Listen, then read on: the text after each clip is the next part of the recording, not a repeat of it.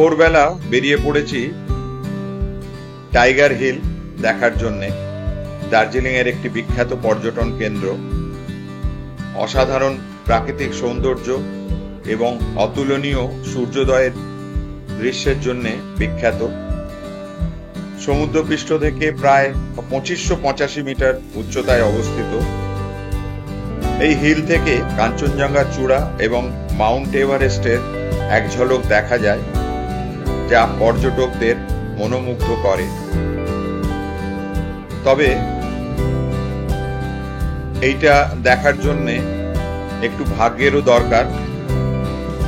প্রত্যেক ভোরে পর্যটকেরা এখানে জমায়েত হন সূর্যোদয়ের প্রথম কিরণের প্রতীক্ষায়।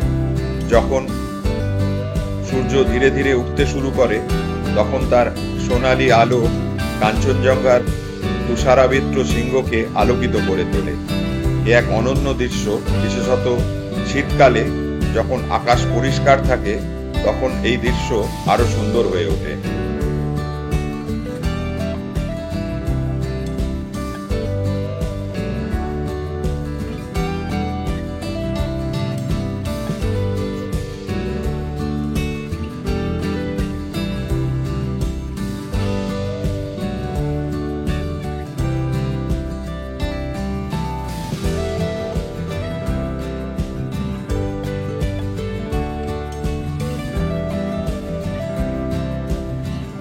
নমস্কার, এখন এসছি দার্জিলিং।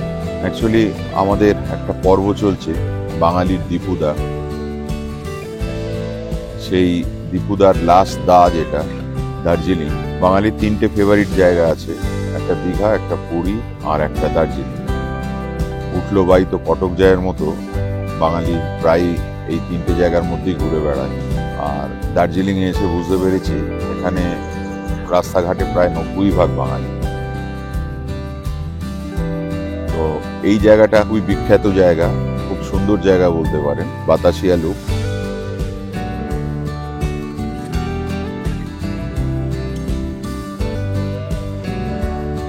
তো এখানে আমরা এসছি এক দিদিকে খুঁজতে। দিদি হচ্ছেন কাঞ্চনজঙ্ঘা।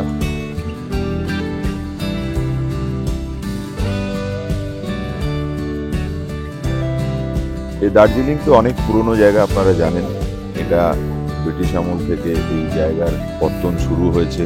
তো এটা অবশ্যই ইংরেজদের আনুকূল্যে বলতে পারেন যে এই জায়গাটাকে, এবং এই যে ন্যারো গেজের ট্রেনটা গেছে, এটার পেছনেও ব্রিটিশদেরই হাত ছিল। ব্রিটিশরা চেয়েছিল যে একদম ট্রেনে করে মাউন্টেনে পৌঁছে যাবে।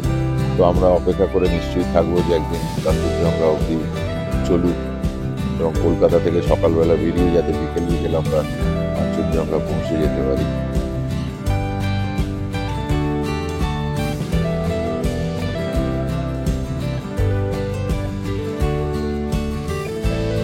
তো এখানে একটা দেখতে পাচ্ছেন দার্জিলিংয়ে পাহাড়ের মধ্যে খেজুর গাছ, যেটা আমরা ডেজার্টের মধ্যে দেখি। তো এটা একটা বেশ আশ্চর্যজনক। বাতাসিয়া লুপেও খেজুর গাছ তৈরি করা হয়েছে। বিরাট বড় বড় রিসর্ট রয়েছে, আবার ব্যাকপ্যাকার্সদের জন্যও রয়েছে, হোমস্টে রয়েছে, অল্প পয়সায় পাওয়া যাবে। চলুন আস্তে আস্তে আমরা এগোবো দার্জিলিংয়ের বিভিন্ন জায়গায়। আর এই ট্রেনটা যখন আসবে, এটা চড়েও দেখানোর ইচ্ছে আছে আপনাদের।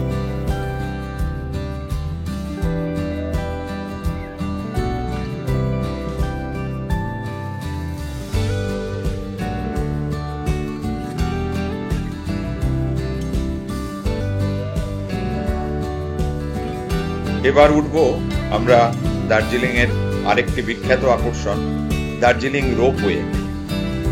এই প্রকল্পটি 1968 সালে শুরু হয়েছিল। প্রতিটা রোপওয়ে কেবিনে 6 জন করে যাত্রী বসতে পারেন।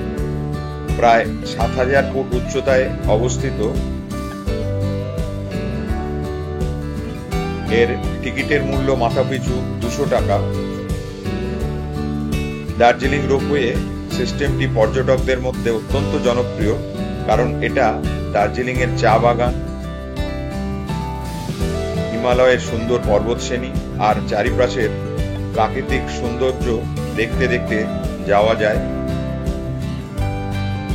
এই যাত্রা শুরু হয় সেংমারি থেকে আর এখান থেকে ত্রিবেণী পর্যন্ত রাইড করা যায়। পুরো যাত্রাপথ প্রায় 5 কিলোমিটার দীর্ঘ আর প্রায় 40 মিনিট ধরে পাহাড়ি পথ ধরে আমরা পৌঁছে যাই শেষ স্টেশনে।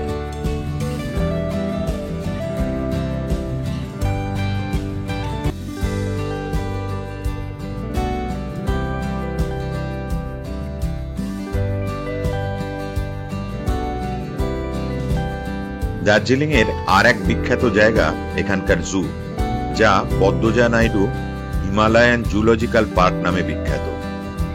এটা আর এক বিখ্যাত ল্যান্ডমার্কের পাশে অবস্থিত, যার নাম হিমালয়ান মাউন্টেনিয়ারিং ইনস্টিটিউট, যাকে শর্টে HMI বলা হয়। আর এই দুটো আকর্ষণের টিকিট একই সঙ্গে পাওয়া যাবে। প্রথমে আমরা এসেছি জুতে। এটা চেহারায় বা প্রাণী সংখ্যায় খুব বড় না হলেও বন্যপ্রাণী সংরক্ষণে বিরাট ভূমিকা নিয়েছে এই জু। এখানে অনেক বিপন্ন প্রাণীদের সংরক্ষণের চেষ্টা চলেছে, যেমন snow leopard, panda, mountain goat বা গোরাল, সাইবেরিয়ান টাইগার। এছাড়া এখানে black bear, wild cat, Asiatic wolf আর বাঁদরদের প্রচুর কালেকশন আছে। আর পাহাড়ি ঢালের ওপর তৈরি করা এই জু খুবই দৃষ্টিনন্দন। আমরা এসেছি দার্জিলিং এর বিখ্যাত হিমালয়ান মাউন্টেনিং ইনস্টিটিউট, শর্টে সবাই HMI বলে।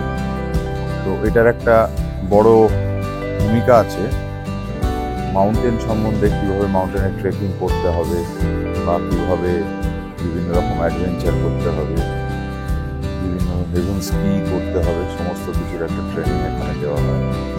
আর ট্রেনিংয়ের একটু খরচা সাপেক্ষ আছে। 28 দিনের ট্রেনিং, 22,000 টাকা চার্জ লাগে। প্রচুর লোক ট্রেনিং করতে আসেন এবং সবসময় ফুল থাকে। আর ভিতরটা অনেক বড়।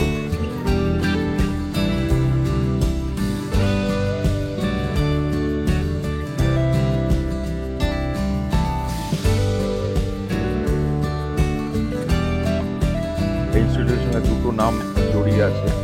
সেটা হচ্ছে একটা এডমান্ড হিলারি, একটা তেঞ্জিং নরগে। তেঞ্জিং নরগে এখানকার লোকাল লোক ছিলেন, যিনি শেরপা ছিলেন। আলটিমেটলি এভারেস্টের যে এক্সপিডিশন হয় তাতেও ওনার বিরাট ভূমিকা ছিল, সেই জন্যে ওনাকে এভারেস্ট এক্সপিডিশনের একজন এক্সপ্লোরার হিসেবে ধরা হয়।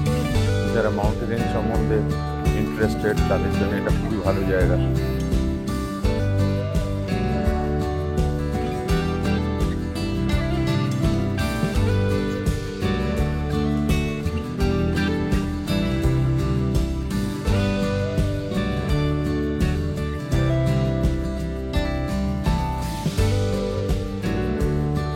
তো এখন আমরা আছি রক গার্ডেন, দার্জিলিংয়ের বিখ্যাত এই গার্ডেন। পুরো চারিদিকটা দেখুন, একটু নিচের দিকে, এটা পাশের পাহাড়গুলোকে খুব উঁচু লাগছে ওই জন্য।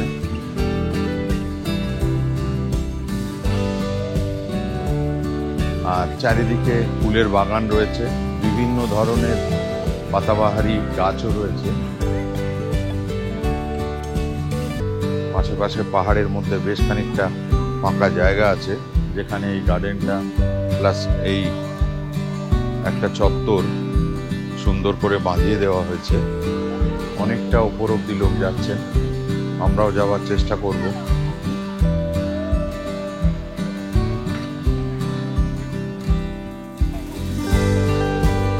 এপ্রিল মাস, খুব বেশি জল নেই। বৃষ্টি পড়লে তারপরে জল আরো তোড়ে হবে।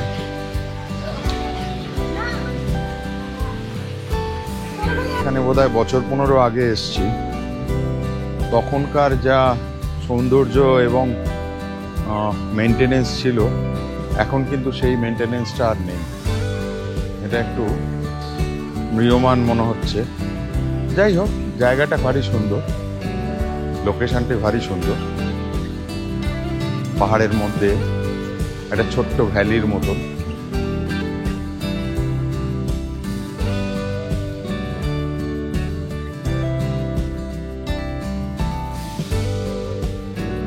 এসবগুলো ভারী সুন্দর করা, কিন্তু কোথাও যেন একটু মেনটেনেন্সের অভাব দেখতে পাচ্ছি।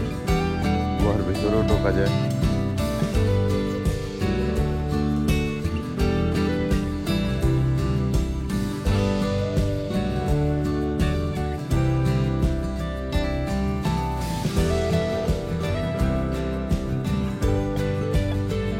গাছপালা প্রচুর আছে।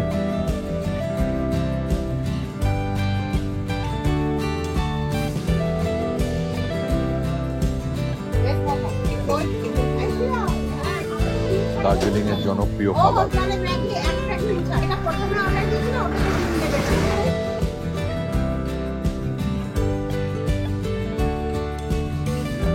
হলো orange valley tea garden. Cutting চলছে চা বাগানে, প্লাকিং বড় অংশ চা বাগানের মধ্যে। তাদের জীবিকা সবকিছুই রাখা আছে চা বাগানের মধ্যে। মানুষের কত রকমের জীবিকা আছে। একটা চা খাওয়া না খেলেও হয়, কিন্তু সেই চায়ের জন্য সারা পৃথিবীতে কত লোক জীবিকার। 200 বছর আগে কেউ চা খেত না, কিন্তু এখন চা ছাড়া কেউ চলতে পারে না। আর এই ছোট্ট একটি খুব উত্তেজক নয় বলতে পারেন, খুব মাইল্ড পানীয়র জন্যে কত লোকের কর্মসংস্থান, কত বড় বড় ব্যবসা প্রতিষ্ঠান চা জগতের সঙ্গে যুক্ত আছেন প্রচুর লোক।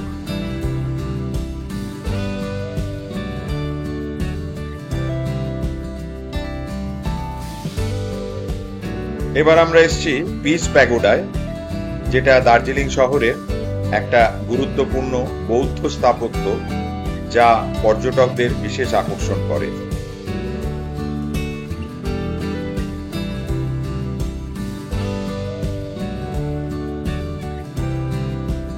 জাপানের ফুজি গুরুজি দ্বারা 1972 সালে এই প্যাগোডার নির্মাণ কাজ শুরু হয় এবং 1992 সালে এটি সমাপ্ত হয়। পিস প্যাগোডা একটা পবিত্র জায়গা আর বিশ্ব শান্তির প্রতীক। এটা উচ্চতায় প্রায় 28.5 মিটার এবং প্রস্থে 23 মিটার। সাদা মার্বেলের তৈরি এই প্যাগোডার চারপাশে বুদ্ধের 4টি মূর্তি স্থাপন করা হয়েছে, যা বুদ্ধের জীবনের 4টি গুরুত্বপূর্ণ ঘটনা প্রদর্শিত করে। এগুলো হলো বুদ্ধের জন্ম, বুদ্ধত্ব লাভ, প্রথম উপদেশ এবং মহানির্মাণ।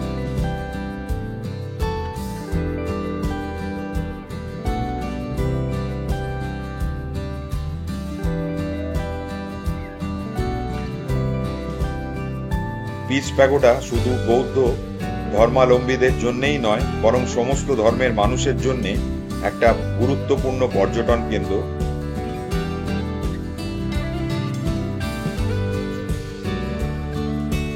প্রতি বছর হাজার হাজার পর্যটক এখানে আসেন প্যাগোডার চারপাশের পরিবেশ, তার শান্ত সৌন্দর্য দেখার জন্য, যেখানে দাঁড়িয়ে কাঞ্চনজঙ্ঘার পার্বত্য শ্রেণীও অপূর্ব সুন্দরভাবে দেখা যায়।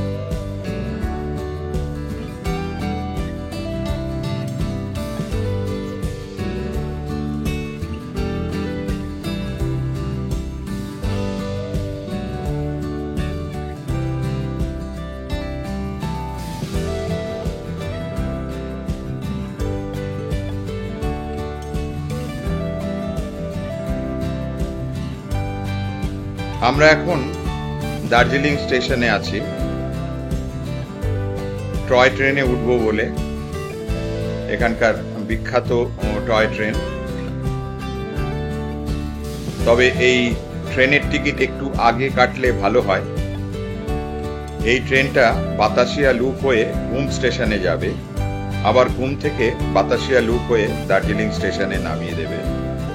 দার্জিলিং হিমালয়ান রেলওয়ে বা সংক্ষেপে DHR নামে পরিচিত।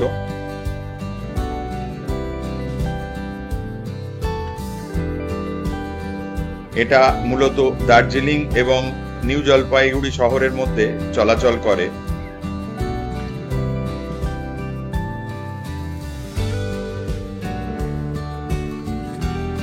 এই রেলপথটি 1881 সালে তৈরি হয়, যা ইউনেস্কো ওয়ার্ল্ড হেরিটেজের মর্যাদা পেয়েছে। এই রেলপথ দার্জিলিং হিমালয়ের পাহাড়ি অঞ্চলের মধ্যে দিয়ে চলে, আর এর যাত্রাপথে চা বাগান, গভীর জঙ্গল এবং পাহাড়ের চূড়া দেখা যায়।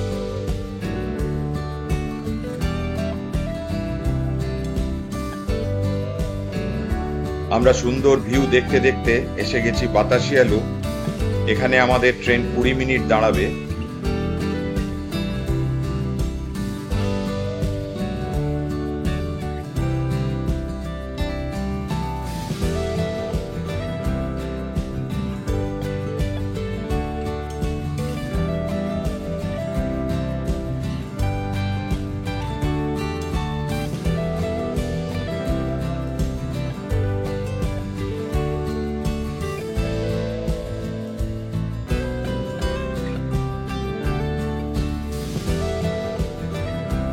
তারপর আমরা চলে যাব হুম স্টেশন।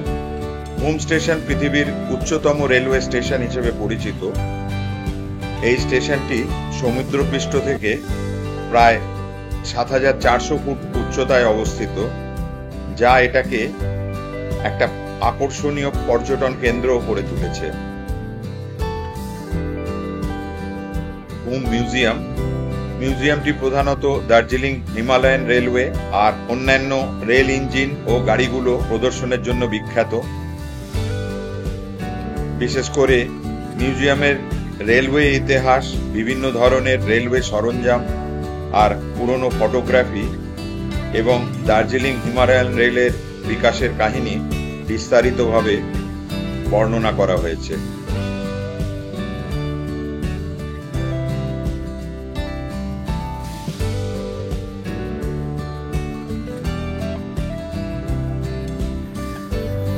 ডাঙ্গন সামতেন Choling Buddhist monastery. তো আমরা এখন এই মনেস্ট্রিতে এসে গেছি।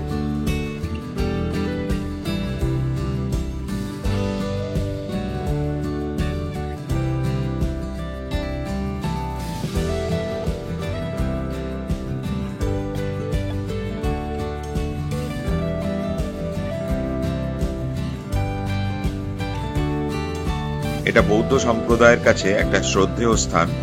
মৈত্রেয়ী বুদ্ধের 15 ফুট উঁচু এই মূর্তি সোনায় আঁকা আর মূল্যবান পাথর দিয়ে তৈরি।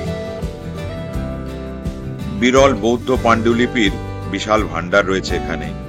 হুমের 3টি মনেস্ট্রির মধ্যে এটাই সবচেয়ে বড়, আর শিক্ষা আর বুদ্ধি বিকাশের জন্য এটা একটা অনুপ্রেরণার কেন্দ্র। আর নতুন চিন্তাধারাকেও গুরুত্ব দেওয়া হয় এখানে।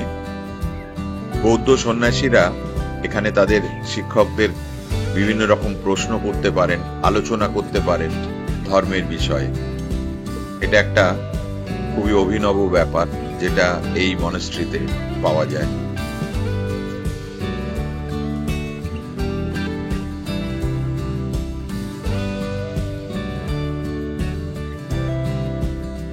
আমরা এখন এসেছি বাতাসিয়া লুপের কাছেই দার্জিলিং এর বিখ্যাত রেস্টুরেন্ট শান্তাবাদ্দাতে খেতে।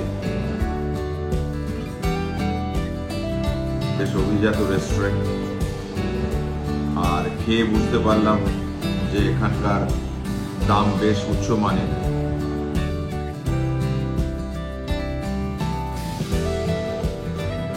তবে এখানে প্রচুর লোক খেতে আসেন, সেই হিসেবে এদের খুব নাম আছে। আর এই খাওয়ার পরই আমাদের দার্জিলিং পর্ব শেষ হচ্ছে। কালকে আমরা অন্য জায়গায় দেখাবো।